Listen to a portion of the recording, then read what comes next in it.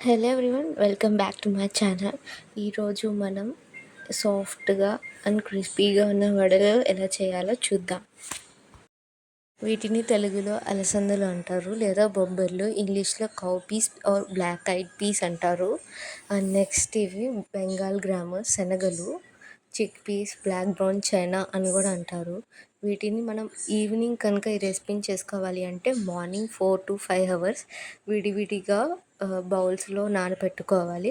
And నానబెట్టుకున్న తర్వాత ఇవి 4 to 5 hours నానబెట్టుకున్న తర్వాత వాష్ చేసుకోవాలి.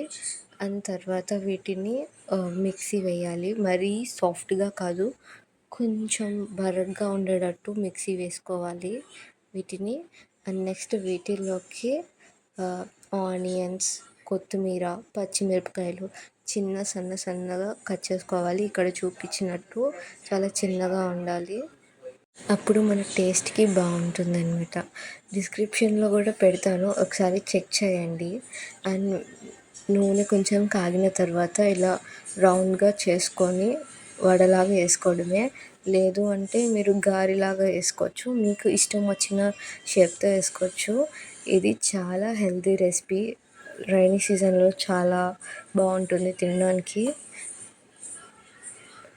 ఇంగ్రీడియంట్స్ కూడా ఎక్కువ ఏం అక్కర్లేదు, శనగలు అండ్ అలసందలు ఉంటే చాలు, అయిపోతుంది.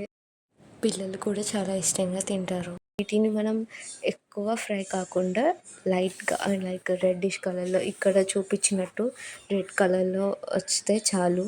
మరీ ఎగిపోయిన టేస్ట్ ఉండదు, కొంచెం క్రిస్పీగా అండ్ సాఫ్ట్గా ఉంటుంది. బయట వర్షం పడుతుంది కరెక్ట్గా.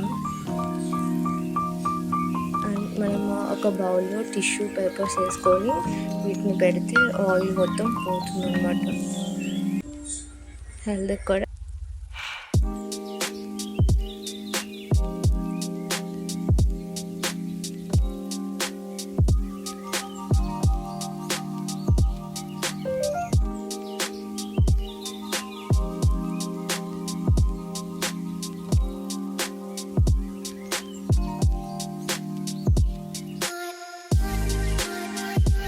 కలర్లో వస్తే చాలు, తీసేయచ్చు.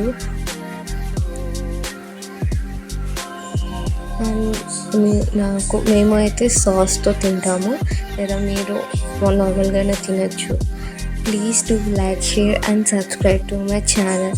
Follow for more.